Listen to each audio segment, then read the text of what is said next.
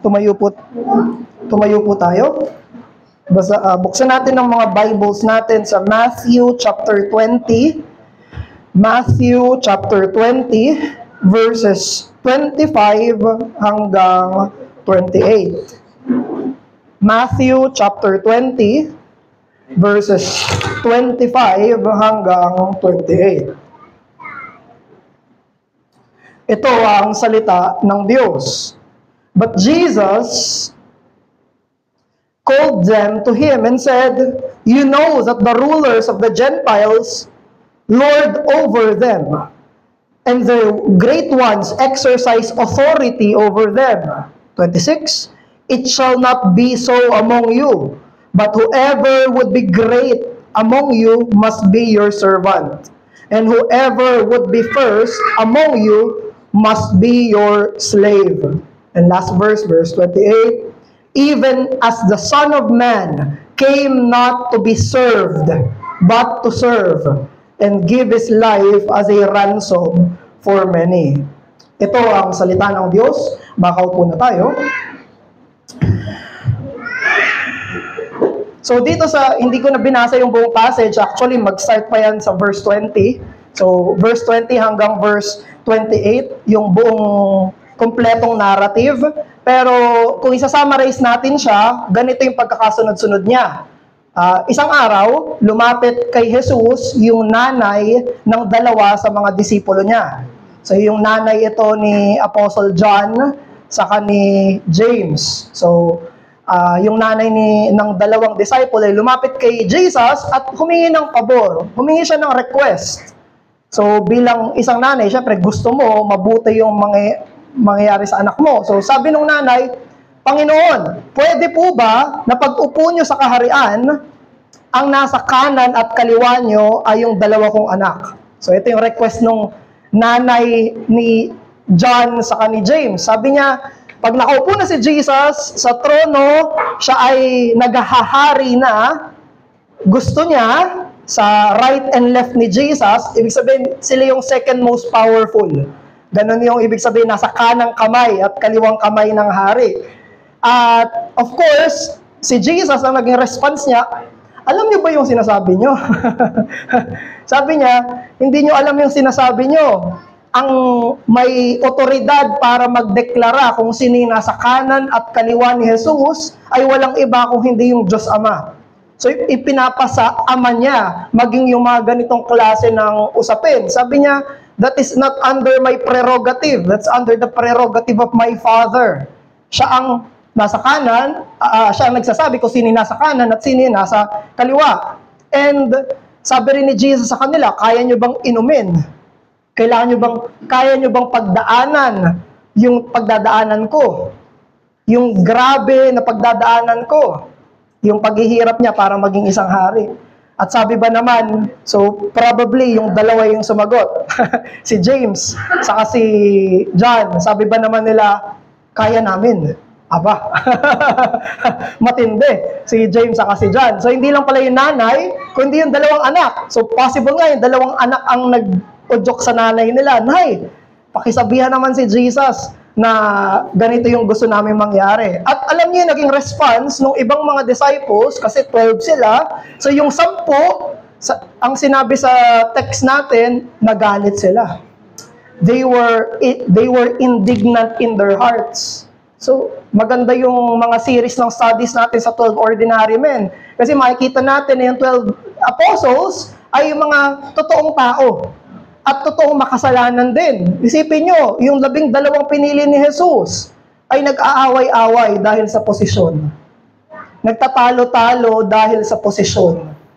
Nagkakagalit-galit dahil sa request nung dalawa kay Jesus. At nagkagalit-galit sila, iniisip nila, "Ano ba naman mga to?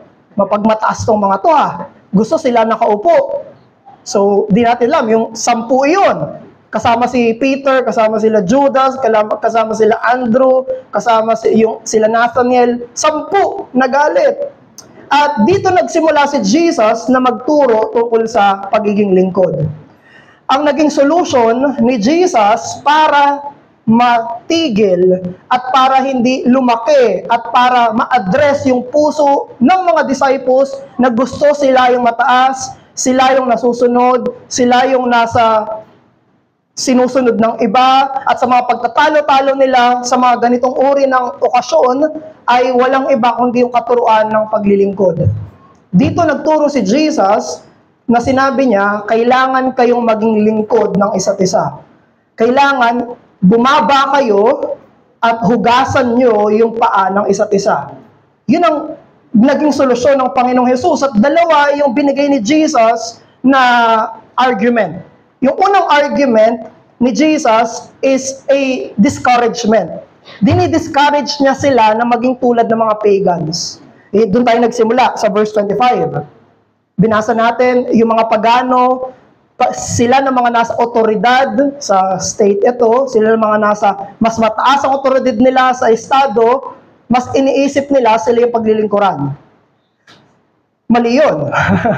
Kasi maging yung mga nasa otoridad ay mga tagapaglingkod din.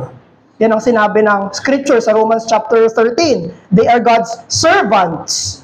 Sila yung mga lingkod. Pero sa isipan ng mga pagano, kapag mas mataas yung posisyon mo, mas marami yung naglilingkod sa'yo. Pag mas tumaas pa ulit, na-promote ka pa ulit sa mga posisyon, mas dumadami na naman yung lingkod mo. Hindi po pasok sa isipan nila na kapag tumaas yung posisyon nila, mas marami silang paglilingkuran. Baliktad eh. Kasi ganun yung design ng Diyos. Ang design ng Diyos, kapag may otoridad ka, may pinaglilingkuran ka. Mas mataas ang otoridad mo, mas marami kang pinaglilingkuran. Pero sa pagan kind of mindset, sa pagan perspective, baliktad. Yun yung dinidiscourage ni Jesus sa kanila. Kasi bilang mga disciples, bilang mga Hudyo, ayaw nila sa mga pagans. Iniisip nila, hindi kami katulad ng mga pagans. Mas religious kami, mas spiritual kami, mas malapit kami sa Diyos. Sasabihin ba naman ni Jesus, ganyan mag-isip yung mga pagano eh. Ang mag-isip ng mga pagano, kapag mas mataas ka, ikaw yung pinaglilingkuran. So, dinidiscourage ni Jesus in one argument, yung maling klase ng pag-iisip nila. Pero sa pangalawang argument number 2, ini-encourage ni Jesus sila na paglingkuran yung isa't isa. At ano yung ginamit ni Jesus na primary case? Yung case in point, yung example. Walang ibang ginamit si Jesus kung hindi yung sarili niya. Sabi ni Jesus, sa basahin natin, 27 and 28. And whoever would be first among you must be your slave. Verse 28, even as the Son of Man came not to be served, but to serve and give His life as a ransom for many. Huwag kayong maging tulad ng mga pagano, maging tularan nyo ako. Dahil si Jesus ay dumating, pinanganak, pumarito. Anong sinabi niya? Hindi para paglingkuran, kung hindi para siya yung maglingkod. Si Jesus yung alipin ng mga alipin. Pero siya rin yung Panginoon ng mga Panginoon. Siya yung hari ng mga hari, pero siya rin yung alipin ng mga alipin. At sabi ni Jesus, do likewise. Tularan nyo ako. Ito yung pattern nyo. Ito yung gagawin nyo. Ito yung example nyo. Ang example nyo ay ako. Na pumarito, hindi para paglingkuran, kung hindi para maglingkod. Parang ironic, parang contradiction. A serving Lord. Aliping hari. Naglilingkod na Panginoon. But that is who Jesus is. Ayan si Jesus. So to imitate Jesus is the life goal and mission of the conflicting proud disciples. Kaya ito yung mensahe natin ngayong umaga from our passage. Paglilingkod at hindi ang paglingkuran ang modelo ng ebanghelyo na iniwan ni Kristo para tularan ng mga alagad. To serve and not to be served is the gospel pattern of Jesus to be imitated by His disciples. Many of you already know the gospel. Many of you already know the ins and outs and the technicalities of what to say and what not to say when it comes to the gospel. But here, gusto kong makita natin kung ano yung itsura ng ebanghelyo as presented by Jesus in the context of service. Na yung gospel pala ay una, ito pala ay paglilingkod ng Diyos. Ang ebanghelyo ay paglilingkod ng Diyos. At pangalawa, ang ebanghelyo pala ay isang modelo ng buhay. Ayun yung dalawang tutunghayan natin, the gospel of Jesus as the service of God and the gospel of Jesus as a pattern for life. Ito ay serbisyo mismo ng Diyos at ito ay halimbawa na dapat tularan ng mga buhay. So, tunghayan natin yung unang tinuturo ni Jesus sa usapin ng gospel. The gospel is the service of God. Tinuldukan ni Jesus yung arguments nila. So, marahil nagtatalo-talo na ito. Di natin alam sa mga puso at isipan nila, galit-galit na yung 12 na nagkakainisan na sila. Bakit gusto nitong dalawa pantay-pantay lang tayo dito. Tapos gusto nyo, mas mataas pa kayo sa amin. Yan yung iniisip nitong mga disciples. So, tinuldukan ni Jesus yun. He gave a final remark. At yung final remark ni Jesus ay tungkol sa pagbibigay niya ng buhay niya. Very interesting. Sinabi ni Jesus, yung service niya, He came to serve and not to be served. And He gave His life as a ransom for many. Yung ransom na yun, ang ibig sabihin ay kapalit, substitute, kahalili. Imbes na yung makasalanan, yung mamamatay, si Jesus yung mamamatay. Imbes na ang parurusahan para sa kasalanan, netong mga makasalanan, ay sila, ang ginawa ni Jesus, siya yung gumitna. Ako na lang ang mamamatay. Yun yung tinutukoy ni Jesus na service. Sinabi niya, I came to serve, and how does Jesus serve? Araw-araw ba naghuhugas siya ng paa? Ipila niya yung mga paa niyo? Hindi. Araw-araw ba iisa yung ginagawa niya? No. Ang sinasabi niyang service dito ay yung salvation service. Yung tinutukoy niyang service ay yung substitutionary atonement. Ang tinutukoy niyang service ay yung penal atonement. Na siya yung legal na magiging kahalili ng mga tao para hindi na sila parusahan ng Diyos. Siya na yung parurusahan sa halip na sila. Dinescribe ni Jesus yung puso ng ebanghelyo. Na siya ang mamamatay para sa mga dapat mamatay. Kordero ng Diyos na nag-aalis ng kasalanan ng sanlibutan. Paano niya inalis? Sa pamamagitan ng sarili niyang buhay na inalay niya sa krus. And Jesus described this legal atonement as an act of service. Sabi ni Jesus, ito ang paraan kung paano ko kayo paglilingkuran. Mamamatay ako para sa mga kasalanan ninyo. At interestingly, alam nyo ba na yung word na serve, di ba? 2 beses inulit, I came not to be served, but serve. Ang word na ginamit dyan ay ang word na diakoneo. Diakoneo. Does it ring a bell? Saan galing, anong ginagamit natin na word dun sa Greek word na diakoneo? Yun ay deacon. I came, sabi ni Jesus, I came not to be deaconed, but to deacon, and to give my life as a ransom for many. Dahil yung word na diakoneo, ang ibig sabihin nun ay maglingkod. Diba, yun yung role ng mga deacons, is to serve logistically. Pero yun yung ginamit ng word ni Jesus, I gave myself. Yung word na yun, it means to care for the needs of others in an active and practical way. At walang ibang mas praktikal at walang ibang pinakakailangan yung tao kung hindi magkaroon ng kaligtasan sa harapan ng Diyos. At yun yung pinunta ni Jesus. Naglingkod siya para sa eternal na kahahantungan natin. And Jesus called that service. Paglilingkod. Therefore, the gospel story is about the God who serves sinners.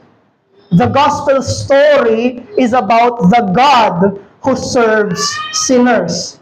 Ang kwento ng ebanghelyo ay tungkol sa Diyos na pinaglilingkuran ba naman yung mga makasalanan. Isipin niyo yun. Ito yung mabuting balita. Ito yung kamangha-mangha. Ito hindi mo maiisip. Nakakagulat. Yung ebanghelyo na yun pala ay tungkol sa Diyos na pinaglilingkuran. Sino? Sila pa ng mga makasalanan. Kaya alam nyo, nung response ni Peter, nung hinuhugasan ni Jesus yung paa niya, yung response ni Peter na, Lord, wag! That's understandable. That's very understandable. Isipin mo, yung Diyos, siya pa yung maglilingkod sa'yo, teka lang ka.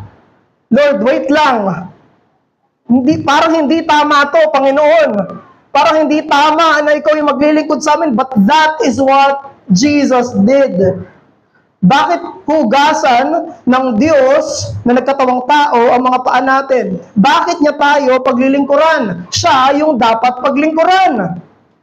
At sa paglilingkod niya, hindi niya lang hinugasan yung mga paa natin, hinugasan niya yung mga kasalanan natin.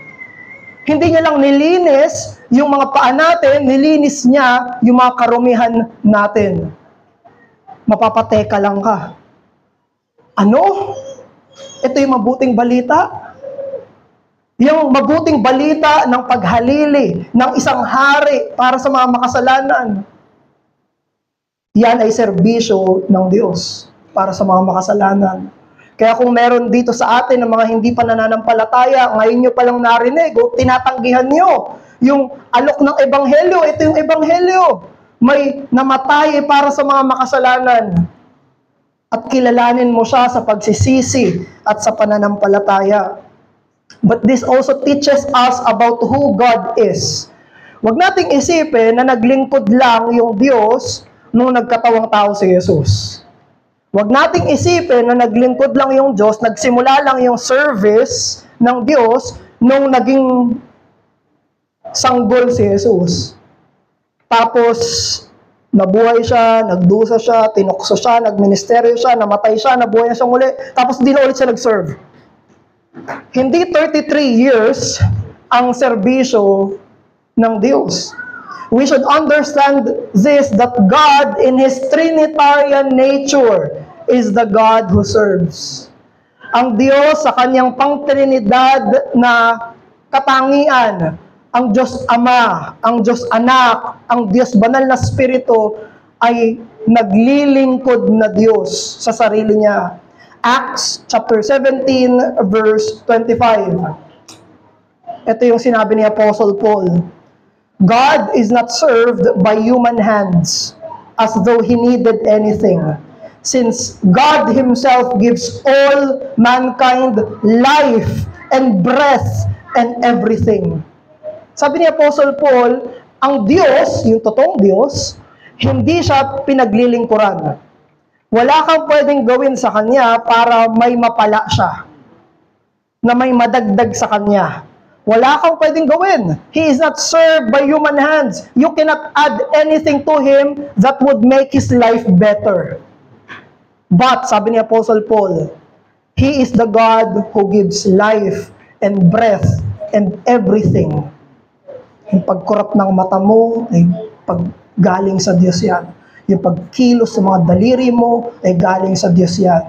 Yung pagtibok ng puso mo, ay galing sa Diyos yan. Yung mismong motion at pagkilos mo, ay galing sa Diyos yan. Yung function ng mga brain cells mo, lahat sa Diyos yan. Yung pagdaloy ng dugo sa katawan mo ay galing sa Diyos yan. Kung paano nagka-function yung kaluluwa at katawan mo na magkasama, galing sa Diyos yan. Kung paano kumikilos yung emosyon, isipan, konsensya, buong pagkatao mo ay galing sa Diyos yan. Lahat ay galing sa Diyos. Tuloy. Hindi siya tumitigil. Ang Diyos ay naglilingkod. Hindi ka pa pinapanganak. Sa unang segundo ng paglikha, naglilingkod na yung Diyos. Hanggang sa walang hanggan, siya lahat ang kumikilos. Lahat ay hawak niya. Kaya naman, nung dumating si Jesus para maglingkod, He is not doing something new. Hindi parang bago to. Bagong klaseng paglilingkod, pero siya'y naglilingkod. Philippians 2 verse 7, Jesus made Himself nothing by taking the very nature of a servant. Imagine that. Ito yung pagkakatawang tao ng Panginoong Jesus, nagsuot siya ng ano? Pagiging lingkod. Being in a human likeness. So remember this, na ang Diyos, ang hari ng universo, ang supremong Panginoon, ang emperador ng eternidad, ay isang naglilingkod na Diyos. Siya ay naglilingkod na Diyos. So, let this be a polemic in our minds as well. Because if we think of God as a God who is sitting pretty on a throne, being served by angels and men and all creatures in eternity, if that is how you imagine God, correct it. Kung iniisip mo yung Diyos ng Biblia ay nakaupo lang sa trono, walang ginagawa, siya palagi yung pinaglilingkuran, gusto niya siya lang yung pinaglilingkuran, hindi siya kumikilos, yan ay maling doktrina. That is a false theology. You should correct that in your mind. Yung klase ng pananaw na siyang pinakamataas ay siyang walang ginagawa at palaging pinaglilingkuran ay katulad kung paano mag-isip ang mga pagano. At ang Diyos natin ay hindi Diyos ng pagano. God is not a pagan God sitting on His throne doing nothing. Ganyan mag-isip yung mga apostles, di ba? Kaya gusto nila tumaas. Yan yung pinag-aawayan nila, di ba? Sabi ni Jesus, ganyan mag-isip yung mga pagans. Do not think like that. Na parang the higher your position, the lesser you serve. Mas mataas ang position mo, mas konti ang ginagawa mo. God is saying, no, it's the opposite. The higher your position, the more you serve. And what is Jesus saying?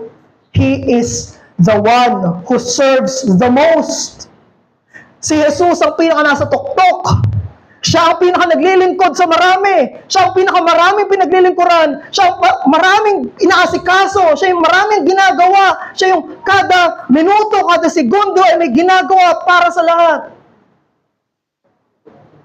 None is higher than God, and none serves more than God.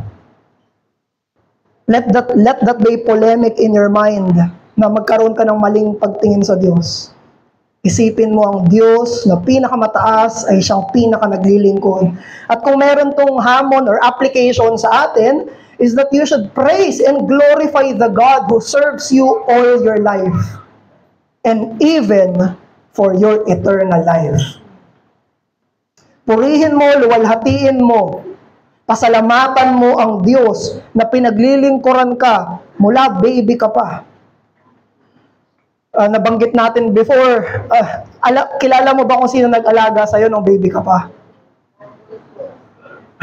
Pag tumitingin kami ng album sa bahay, mayroon ako mga hindi ko nakilala.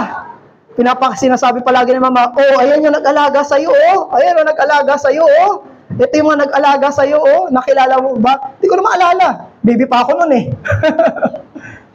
You cannot remember, but God has always been there. Siya ang naglilingkod sa'yo, maging sa mga panahon na hindi mo naaalala, hindi mo napapansin. Mula sa umpisa ng hininga mo, ikaw ay inalagaan ng Diyos. Hanggang ngayon, ikaw ay pinaglilingkuran ng Diyos. Dinediakono ka ng Diyos. Kaya purihin mo siya, dahil hindi nagtapos sa buhay, kung hindi maging sa buhay na walang hanggan, pinadala niya yung bugtong niyang anak. Si Jesus ay namatay para sa hindi lang buhay, kung hindi eternal na buhay. Isipin nyo yung tinatawag natin na Covenant of Redemption. Yung Covenant of Redemption ay ang pagpaplano ng 3 persona ng Diyos para iligtas yung mga makasalanan. Dahil ang kaligtasan ay hindi biglaan yan. Yan ay pinagplanuhan ng Ama, Anak at Banal na Espiritu. Hindi natin kayang isipin yon. Pero pwede nating sabihin na nung pinaplano ng Ama, Anak at Espiritu ang kaligtasan, sinasabi nila, paano natin paglilingkuran ng mga makasalanan?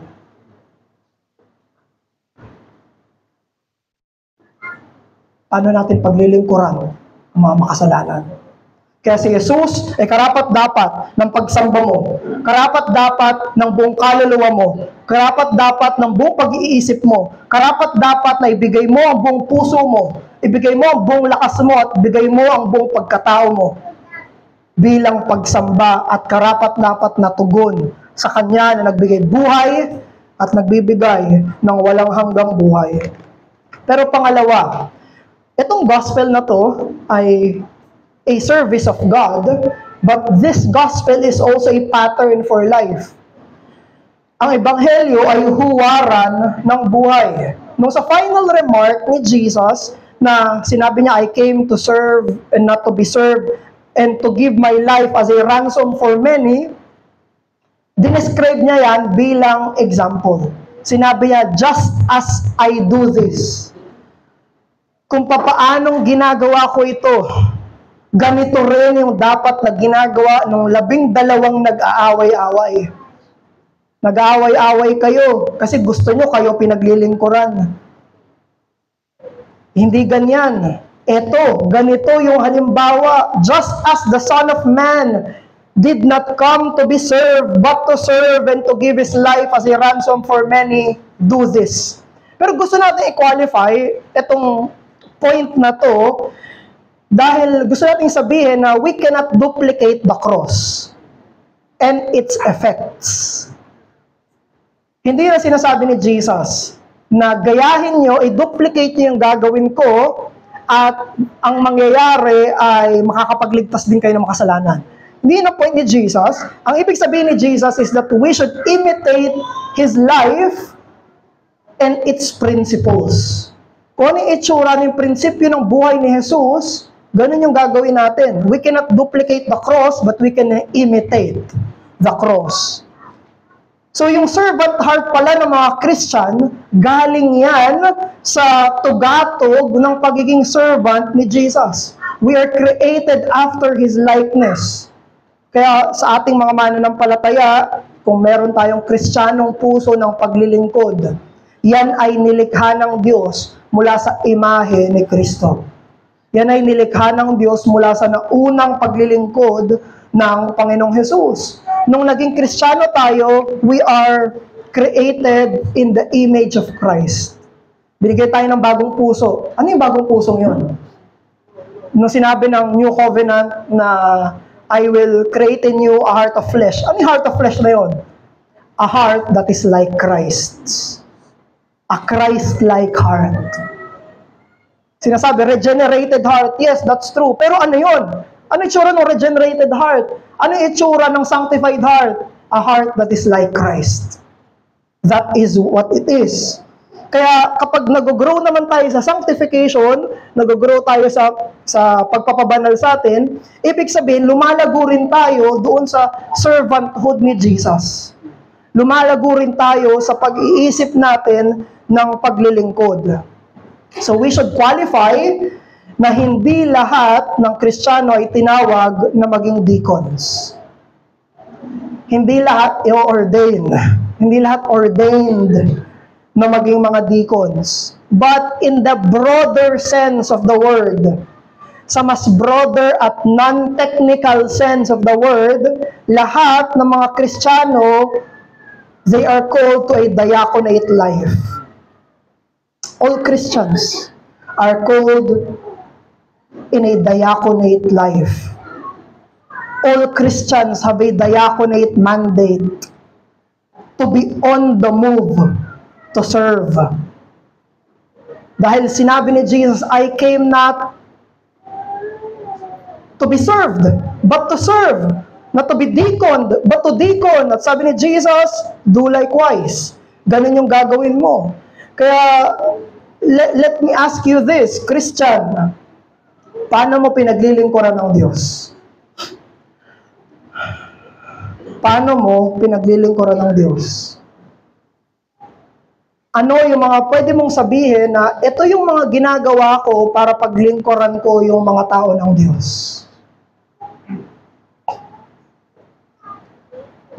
Think about that. Ano yung mga uri at tipo ng serbisyo na kinocontribute mo para masustain at mag-advance ang Ebanghelyo? You are called to a diaconate life. You are called to serve. You are a Christian. So, this is a fair question. This is not an unfair question. Anong ginagawa mo at kinocontribute mo para paglingkuran yung kapwa mo Kristiyano, para maging kagamit-gamit sa kaharian ng Ebanghelyo, sa pagmentena at pagsulong nito? What are you doing? Pinanganak ka ba para paglingkuran? O pinanganak ka ba para maglingkod? Pinanganak ka bang muli? Were you born again to be served? Or were you born again to serve? Pumarito ka ba sa pagsamba na inaasahan mo na yung lahat ng tao dito ay dapat ikaw yung asikasuhin? Na dapat nakahanda na lahat dyan pagpunta ko dito? Did you come here expecting everything is laid before you? Gusto ko, pagdating ko dito, wala na akong gagawin. Nakahanda na lahat. Or, you come to worship having a diaconate mind na pupunta ako, ano ang pwede kong gawin para sa pagsamba ng Diyos, sa pagsulong ng Ebanghelyo, pagmementena ng Ebanghelyo, at pagkilos para sa iglesia. Maging sa bahay. Di natin ito kinukulong sa church. Maging sa sarili mong tahanan. Pag uwi mo ba ng bahay, ay iniisip mo, dapat paglingkuran ako ng lahat ng tao na nandito sa bahay. Pag uwi ko ng bahay, dapat nakahanda na lahat. Wala na akong gagawin. O pag uwi mo ng bahay, iniisip mo, ano yung pwede kong gawin para sa pamilya ko? That is a question for you. If you are a husband, ikaw ay isang asawang lalaki, isipin mo, paano ko paglilingkuran ng misis ko? Hindi ang nasa isip mo, bakit hindi ako pinaglilingkuran ng misis ko? Hindi. Naisipin mo, paano ko paglilingkuran ng misis ko? Sa mga asawang babae, ganun din dapat isipin. Paano ko paglilingkuran ang mister ko? Hindi dapat ang iniisip, paano ako paglilingkuran? Paano ako paglilingkuran? Ikaw ay naging magulang para maglingkod, hindi para paglingkuran. Ikaw ay naging mister, hindi para paglingkuran, pero para maglingkod. Hindi ka nag-asawa, misis, para ikaw ang paglingkuran, kundi ikaw ang maglingkod. Ikaw anak, mga bata, hindi kayo pinanganak para kayo yung paglingkuran, kundi para kayo yung maglingkod. At tayo, Kristiyano, lalo na Kristiyano, hindi tayo ipinanganak at ipinanganak na muli para asahan natin na tayo palagi ang pinaglilingkuran, kung hindi para tayo ang maglingkod. Kaya mga Kristiyano ay lumalago sa pagiging katulad ni Jesus kung lumalago sila sa pagiging lingkod. Paano malalaman kung isang Kristiyano ay nagkakaroon ng growth sa sanctification? Sa pamagitan ng kanilang FAQ, frequently asked question. Ang frequently asked question nila, what can I do to serve? Ano yung pwede kong gawin? Ano yung gagawin ko? Ano pa yung dapat kong gawin? Yan ay marka ng lumalagong Kristiyano. What can I do? How can I help? What can I do? How can I help? Yan ang frequently asked question ng isang lumalagong Kristiyano. And as a church, bilang isang Kristiyano, bilang isang iglesia, Imagine the 65 members strong of ARBC having this growing heart in Christ's servanthood. How glorious that would look like. How glorious would it be if the 65 members of ARBC have the same mind as Christ, who came down not to serve, not to be served, but to serve. Anong klase ng kaluwalhatian yung magiging itsura ng iglesia natin kung lahat tayo ay ganito. Pero alam nyo, ang magiging katokso sa atin ay yung tukso sa 12. Nagtatalo-talo sila, nag-aaway-aaway sila. Alam nyo, isa sa mga rason kung bakit may mga ganon, bakit may mga pagtatalo-talo, alitan, dahil gusto nila sila yung paglingkuran. Dahil gusto nila sila yung paglingkuran. Nagsisimula ang mga inisan, galit, pagtatalo-talo sa loob ng komunidad ng pananampalataya kapag iniisip, bakit hindi ako pinaglilingkuran? Bakit hindi ako inaasikaso? Bakit hindi ako hinugasan yung pa ako? Imbes, nakatulad ni Jesus, ang sabi niya, no, you have it upside down. You have it the wrong way. Ikaw dapat yung maglilingkod. At kung hindi tayo lalago sa imahe ni Kristo, lalago tayo sa imahe ng 12 na magtatalo-talo, galit-galit sa isa't isa. Kadalasan ng mga nasisira ng mga iglesia ay dahil mas gusto nila na sila yung paglingkuran. Gusto ko ako yung masunod. Gusto ko ako yung in charge. Gusto ko ako yung pinaglilingkuran. Yan ang problema na dapat i-mortify natin bilang mga mananampalataya sa pagtingin natin kay Jesus at pagsunod natin sa iyapak niya. So, God is not sitting pretty. And so should you. You should not as well. God is not a sitting pretty God. So, if you are growing in that kind of mindset, that is a pagan God you are serving.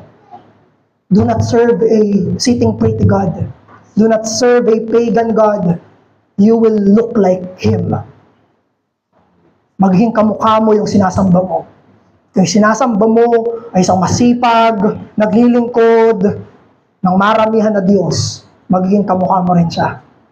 Masdan mo ang ating Diyos na naglilingkod. So let us pray and labor for ARBC not to be a church that grows into pagan likeness, but to the image of Christ. And one more particular challenge na I think relevant sa atin ay dahil commonplace na sa generation natin yung pagiging customer. Tayo ay nasa consumerist generation. Isang click ko lang, paglilingkuran na ako ng mga driver. Isipin yun, dati yung walang ganon. Pero ngayon, isang Shopee at Lazada mo lang, may nagsaserve na sa'yo. Pinaglilingkuran ka ng isang personal driver na maghahatid sa'yo ng personal product mo. Kaya iniisip natin, ang kailangan ko lang gawin na magbigay, may bibigay ako, may katumbas na pera, tapos paglilingkuran na ako. Paglabas natin sa mga kainan, magbibigay ako, paglingkuran nyo ako, maganda that ambience. At yan yung nasa ganitong klase ng generation tayo. We are in a consumerist generation. We are having this customer-like mindset na pag uwi natin ng bahay, akala natin customer pa rin tayo. Tayo paglilingkuran. Pagpunta natin ng church, customer pa rin tayo. Magbigay lang ako dyan. O, paglingkuran nyo na ako.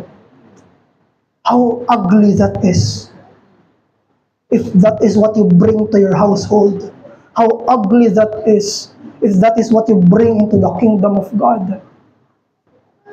Gaano nakakalungkot yung ganong klase ng puso na iniisip natin.